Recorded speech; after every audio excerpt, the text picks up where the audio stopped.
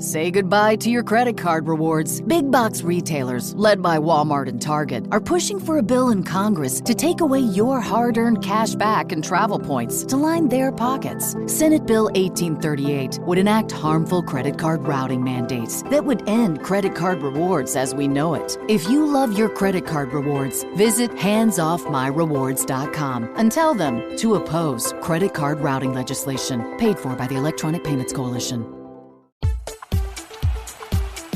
Hello and welcome to 1865, the Nottingham Forest podcast. And this is the Friday 5 on Friday the 5th of January 2024. Happy New Year to you all. We hope you enjoyed the Christmas break and I'm sure the results of last Saturday probably helped. In just a few minutes, we shall be talking about the latest news coming out of the City Ground with Tom and the Maradona of the Midlands. But first, let's get the news bulletin. So it's over to Jamie at the 1865 news desk. Hi, this is Jamie Martin with your top 5 Forest stories from the 1865 news desk. Now, the headline of this week's news: Nottingham Forest could be at risk of an FFP breach. Reports have emerged this week that suggest Nottingham Forest are amongst the clubs most at risk of breaching profit and sustainability regulation rules. In the Championship, Forest could lose a total of £13 million per season, which accounts for £26 million in the last FFP period, with a further £35 million in losses allowed in the club's previous Premier League season. This totals to a £61 million loss over 3 seasons, with the Times reporting that Forest and Everton are most at risk of a breach. Telegraph reporter John Percy says that the club are, quote, confident that no rules have been broken and that top sports lawyer Nick DeMarco KC has been hired to argue their case, although there is no doubt that the margin is quite close. All Premier League clubs are under scrutiny regarding FFP, with all clubs expected to find out whether they have breached any rules on January 14th, 2024. Now, second in this week's news, Fluminense's captain has snubbed a move to Nottingham Forest. Despite being linked over the course of the autumn/winter period, Nino, captain of Club World Cup finalist Fluminense, has decided not to join Nottingham Forest. Priced at around £5 million, most Forest fans were excited for the arrival of the experienced Brazil international, but despite negotiations lasting over a month, the defender chose to move further east, joining Russian side Zenit St. Petersburg. With Forest losing numerous defenders to AFCON, the hope was that Nino's arrival would fill that void while also helping the club's ageing defence. Fabrizio Romano reports that the deal for Nino to Forest was very close. And now a bit of shock news for Nottingham Forest fans. Jonjo Shelvey's contract is terminated. He never left on loan. In a huge shock to Forest fans, the supposed loan move for Jonjo Shelvey to Saikor Rizespor didn't happen. Instead, Forest reportedly opted for other means. Guardian reports this week revealed that Nottingham Forest had terminated the contract to the former Newcastle midfielder as the club had exceeded a number of outgoing loans. Now, this is according to John Percy, that there was an error with loan systems and Alex Mighton left on loan, which caused an issue for this, and therefore Jonjo Shelvey had to leave by permanent means. So that means Shelvey is now therefore a permanent player of the Turkish side, which currently sits 7th in the Turkish Super League. Forest had announced on their website and social media channels in posts that have now been removed that the move was on a loan basis, having Shelvey only joined 6 months previously. Questions are being raised, but the undeniable fact, Jonjo Shelvey is no longer on Forest books. And now, in terms of performances, Nottingham Forest beat Manchester United for the first time at the City Ground since 1992. On Saturday last week, Nottingham Forest were victorious over Manchester United in a stunning 3-1 victory in the Premier League. The first time they've beaten United since returning to the Premier League, and also the first time since 1992 at the City Ground. The game started as it meant to go on, Forest dominance. A controlled first half ended level, with Forest opening the scoring in the second half with Nicolas Dominguez. A disappointing state of play led to an equaliser, however Forest would right those wrongs with a rocket of a shot into the back of the net from Morgan Gibbs-White on the edge of the box. A historic win for the Reds, who now sit 15th in the Premier League with 20 points, 5 points off the relegation zone. And now lastly, in this week's news, Nottingham Forest players head to AFCON. A number of Forest stars have left to join their home nations as they prepare for the upcoming African Cup of Nations tournament this month. Ibrahim Sangare, Moussa Niakate, Serge Aurier, Ola Aina, Willy Bolly and Cheku Kiate have all left for their respective nations ahead of the tournament, which takes place from 13th of January until the 11th of February 2024. Forest have the highest number of African players in the Premier League with 7, 6 of those heading to AFCON this month. Taiwo Awoniyi, the only player not heading to AFCON through groin injury. Sheffield United have the second highest African quota with 4 players.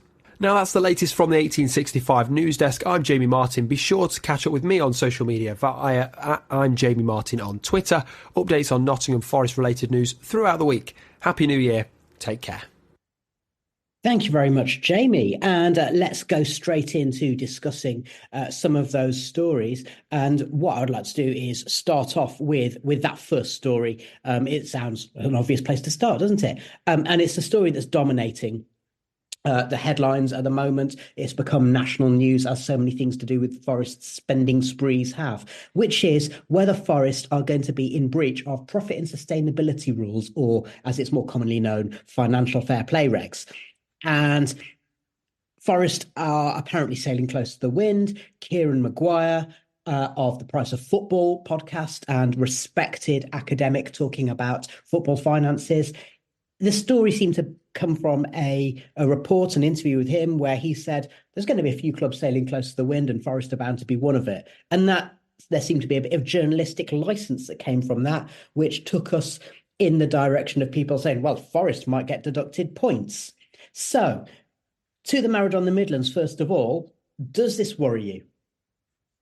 Yes, I think it does worry me. I've always been a little bit concerned about the level of spending we've undertaken since we've got promoted.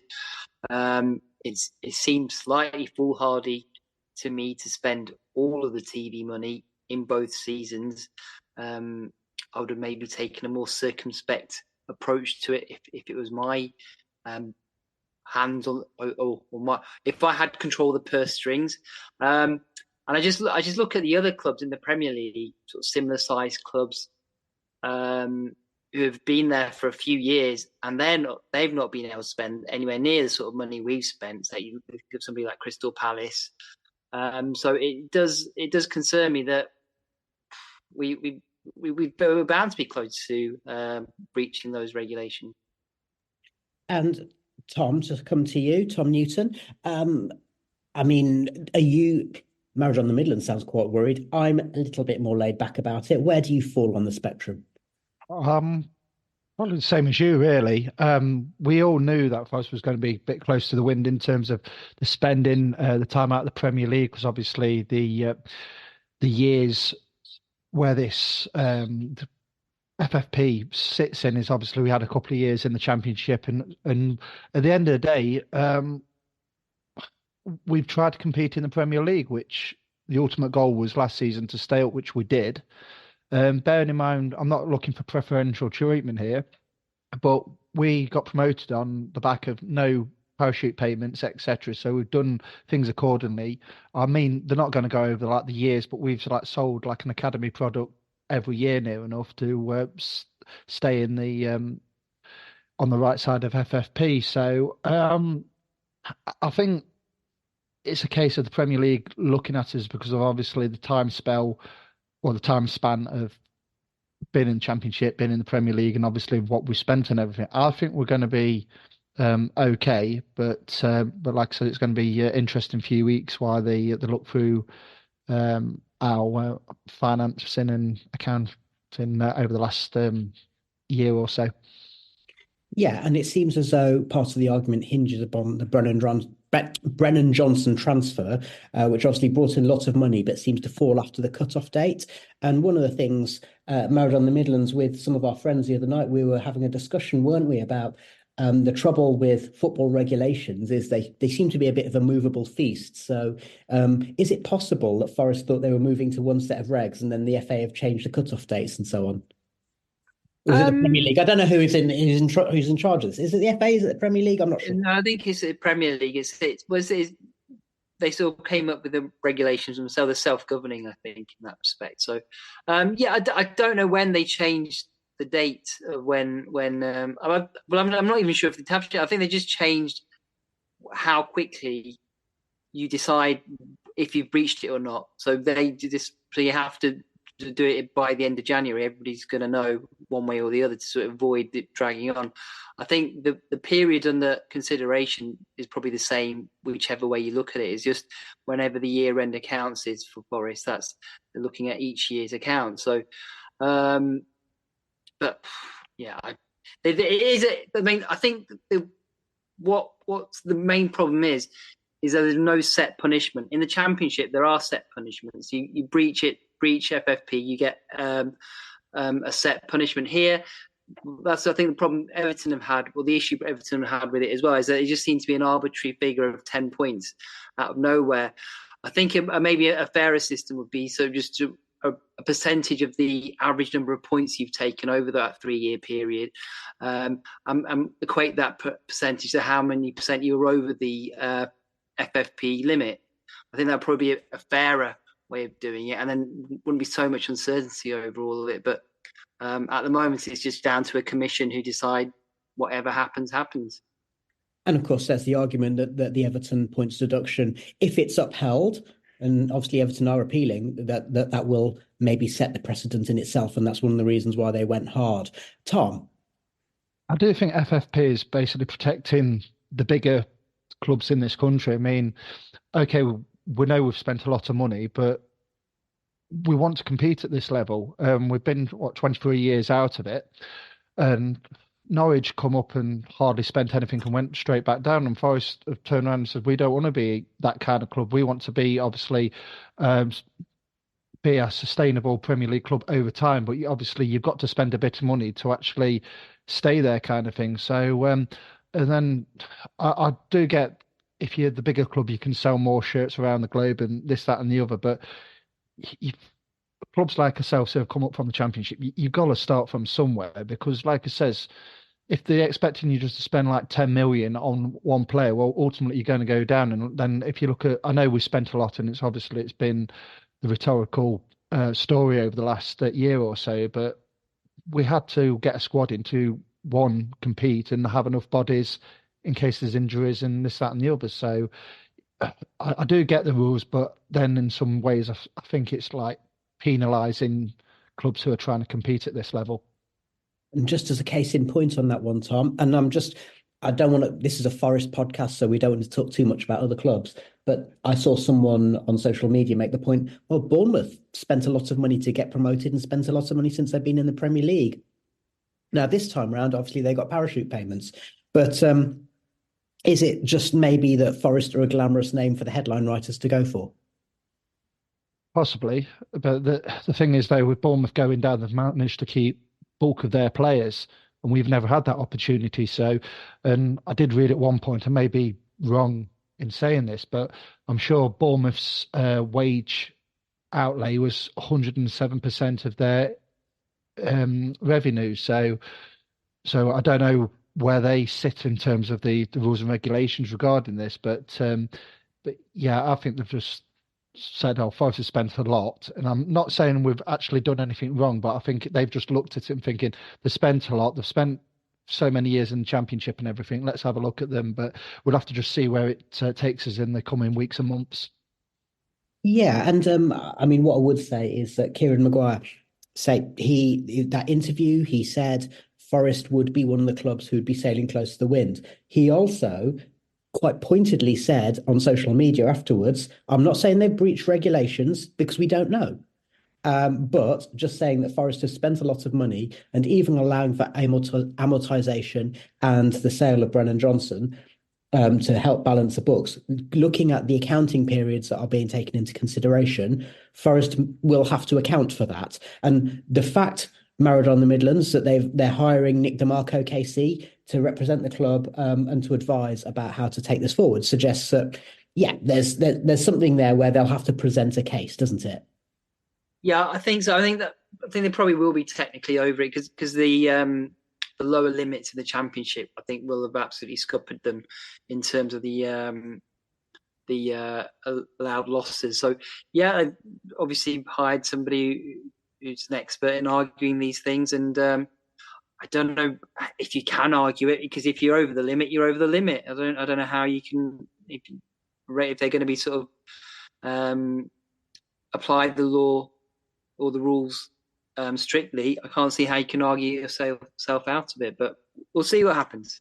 And just staying with you very briefly, Maradona, I was discussing with 1865 Dad the other day that, you know, one of the things that is different these days is that for all the kind of eccentricities in terms of the way the club is run and obviously the kind of character of Mr. Marinakis, but even if you could have some ethical issues with the way that certain things have been done, such as some of the transfers between Forest and Olympiacos and thinking about converting debt to equity and so on. But those are things that are above board and they're not, you may think, well, that shouldn't be doable, but they are legal. And so in that respect, I would also say that unlike, for example, under the previous owner, who was clearly making it up as he went along and was always going, oh, it'll be fine, and then not paying wages and so on. But Mr. Marinakis, in terms of having his hand on the tiller, he is concerned about the regulations, isn't he? He doesn't want the club to be dragged down in that way. Yeah, I think they've got a whole sort of backroom team of sort of people who know what they're doing now, which makes a big difference because when Fawaz was there wasn't anybody there really. So, it was always going to be an issue for us. And when sort of technicalities came into play and detail things, I don't think Fawaz was a details man. So that's very diplomatic of you. Yeah. So I mean, you've got to give them credit. Ever since they've come in, they've hired sort of professional people who know what they're doing, and although there's been a high turnover of a lot of those people, there's always got somebody in place to look after the jobs and the nitty gritty of it all. And I noticed it's Nick DeMarco KC and not Nick Randall KC, who's the man who's been chosen to represent. But anyway, that's potentially a whole other story, and we don't want to get into trouble with of any legal issues of our own. Tom, let's just move on to story number 2. Nino not coming to Forest. There's been lots of talk that Forest have been interested in signing him from Fluminense and lots of fans getting excited about it, but he is going elsewhere. Is that something that is a disappointment to you? I don't really know much about the player apart from he's from Brazil, plays for Fluminense, but I haven't really seen him play. But it would have been nice to get another centre half in the door, because obviously Bolly's out on international duty with Ivory Coast. Nick Carty's with Senegal. Worrell and McKenna don't really seem to be in the pitch, so it would have been nice to have another centre half because Murillo's obviously there, but Felipe just can't keep fit at the moment. But it's a bit of a strange move for Nino because he's going to Zenit. They can't play in any European competition because of obviously UEFA sanctions from the war in Ukraine. It's a bit of a sideways move, but it's up to him what he wants at the end of the day. But if he's that good, surely he could have gone to another club in the Premier League or somewhere else in Europe. But yeah, going to Zenit, I think it's a bit of a wasted move really, because obviously he can't really do anything on in the tournaments because obviously they're not allowed to play in it. So yeah, it's a bit of a strange one for him. But if he wants to go to Zenit, then it's up to Nino.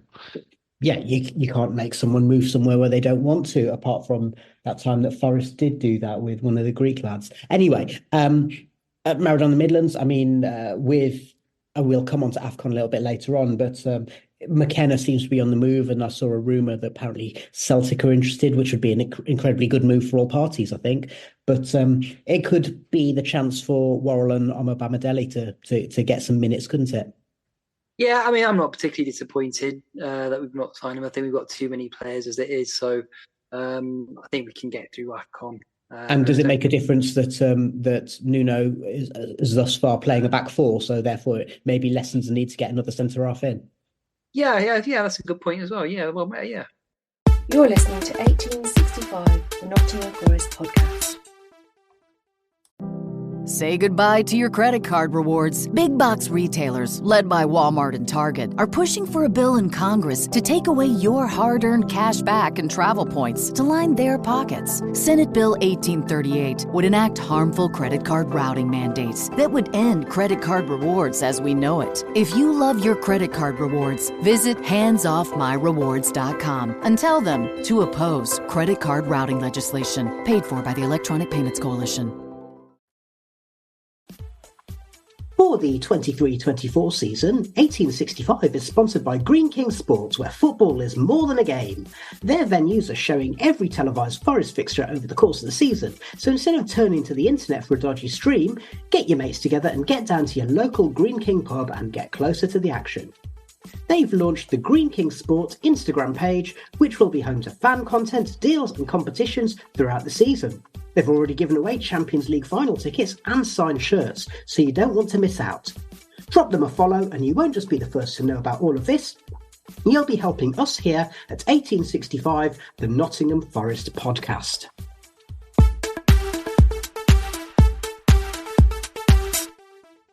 Welcome back to 1865, Friday 5 on Friday the 5th. And we're going to move on to the next story, which Jamie brought us a little bit earlier. So, Jonjo Shelvey, we thought he was out on loan and Forest are paying lots and lots of money in wages for a player who's clearly never going to play for the club anymore. And now we've had it confirmed he's not going to play for the club anymore because he is no longer a Forest player. Now, I'm not going to want to talk about the fact he's no longer a Forest player. Tom, what I'd like to discuss is the weird narrative going on about this, which is Forest said he was out on loan, and then it's emerged that actually his contract was terminated so he could move away and basically Forest could get him out of the club. It's all a bit murky, isn't it? It is strange. It is come as a bit of a surprise because everybody thought he was just on loan. Whether it's an admin error along the way, which seemingly looks to be the case. That money was just resting in my account. Yeah, so I think it's good all round. I think signing Jonjo Shelvey has been, well, at the time, I thought it was a bit of a strange one, and it's turned out to be an absolute disaster, hasn't it? Whoever signed that off needs to have a word with themselves, because I thought it was strange at the time he come in. He just gave us the impression that he didn't really want to be here. He was got a lot of criticism in the little time he did play, and then obviously we've got him out of the club, and then the news, was it today or yesterday, come out that he's no longer our player, which for FFP reasons, which was mentioned earlier, I don't suppose he's going to be on big money, isn't he? So I think it's win-win all around. Win for the club that they've got him off the wage bill, good for him that he can just carry on with his football, and everybody moves on. The other element about this that is a bit murky, Nick Miller, formerly of this parish, tweeted the Guardian story reporting on this, and he said Forest are a weird club, which I think all football clubs are a bit weird and murky, but Forest have got their eccentricities, let's say. And he's taken absolute dog's abuse about it. Just before we started recording, I likened it to if somebody was to say to somebody, "Oh yes, your daughter's been naughty at school today," and it's like them turning around and going, "What, are you saying I'm a bad parent? Are you going to report me to social services?" Fans have taken it incredibly personally. It's a bit odd, isn't it? Yeah, it is. I see where some fans are coming, but for me, I know everybody's different, and some of the things what Nick Miller has said in the past has come on my timeline, and it's from seems to be a negative agenda. I don't know if that's coincidental that I'm only seeing certain bits of his timeline. So I did think, it's another negative dig at the club. I know there's clubs out there who are not crystal clear. They do things a bit strange. We're definitely in that bracket. We do some things which you take a step back and you're thinking, that's a bit strange. But I think every club's has their quirky ways of working or workings and things like that. And I know he's took it from a Guardian and everything, but I think everybody in the last few weeks with Steve Cooper leaving, and then Daniel Taylor's put a piece about the club and everything, then Paul Taylor's put something, then obviously Nick Miller's part of the Athletic. I think everybody's put everybody into one basket kind of thing, and then so I think it's his, whether it's right or wrong, I think it's his type of turn that he's getting dog's abuse because he's the latest one to put something on there. I think some of it's a bit over the top, but then I can see other bits why people are. So my take on this And I'm sure that George and Jamie of our podcast and Stephen as well, as people who know a bit about journalism, but my take on this is that I think it's the life of a journalist. Ultimately, negative press and negative headlines generate more interest, more readership, more ad revenue than positive stories. And Forest are ripe for those kinds of things at the moment because it's very easy to portray them as a crisis club. So that's my take on it.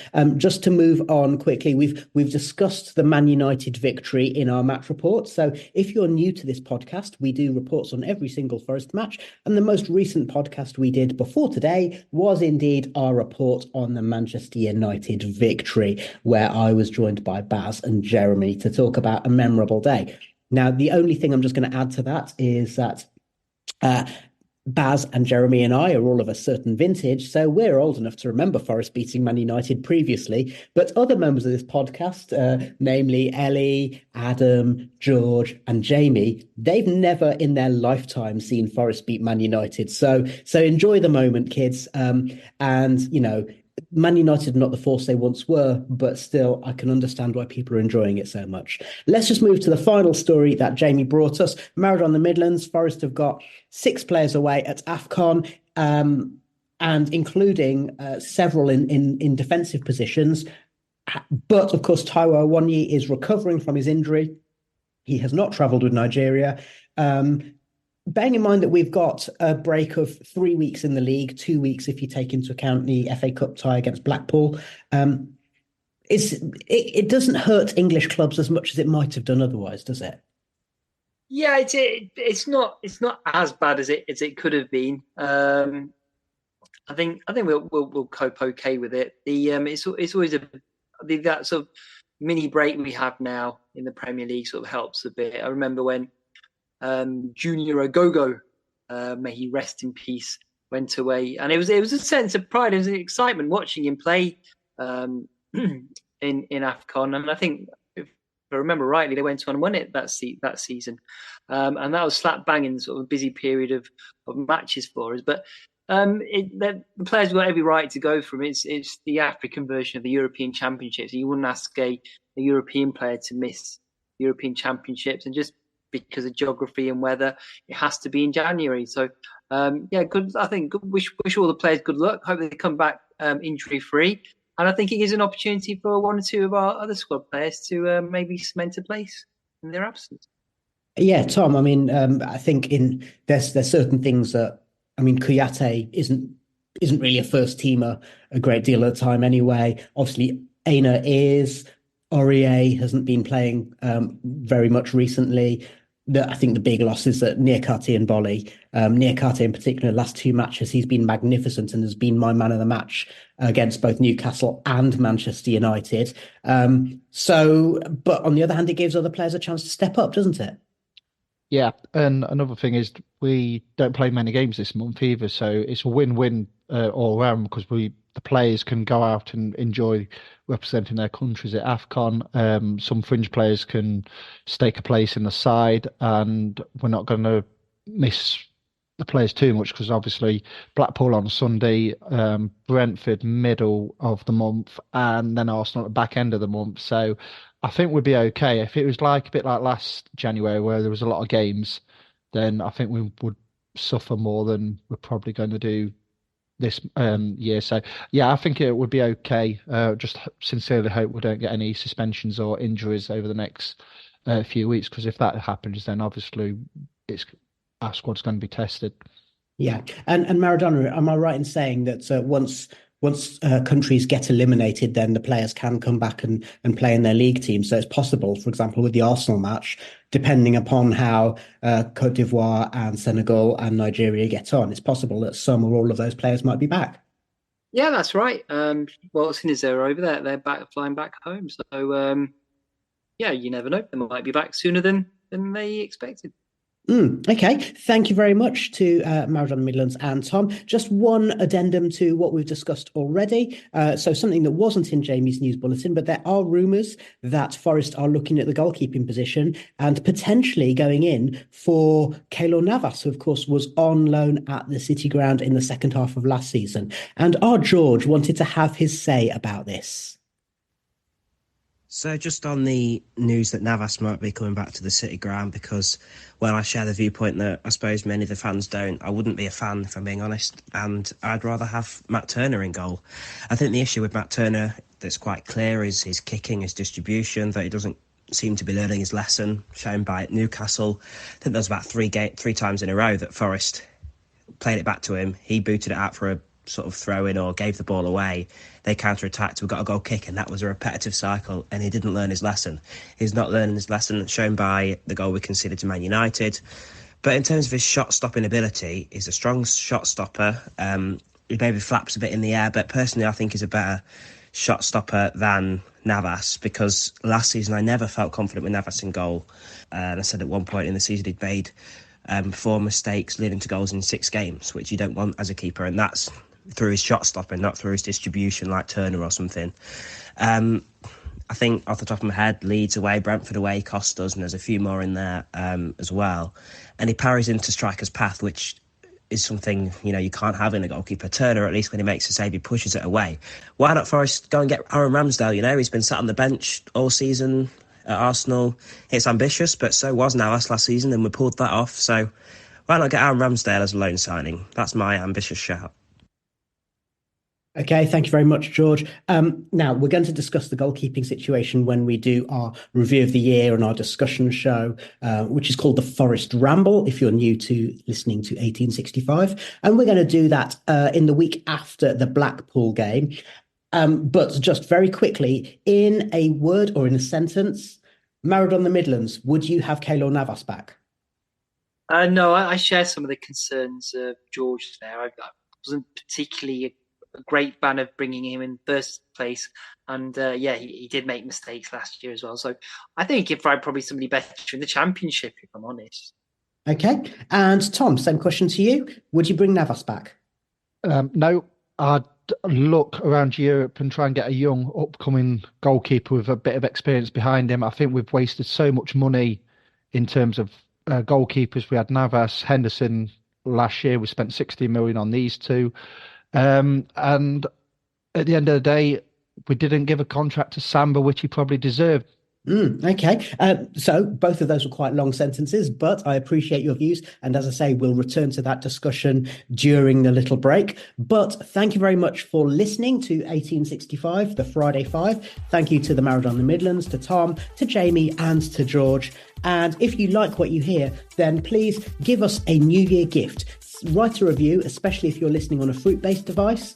You can share our podcast with your friends. You can subscribe, and you can join us on social media. All the links are at 1865.football.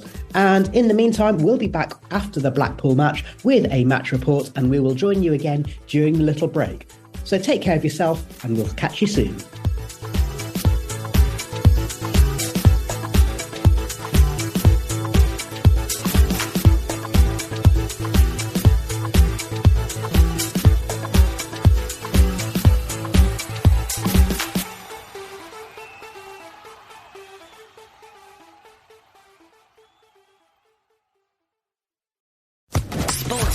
Podcast Network.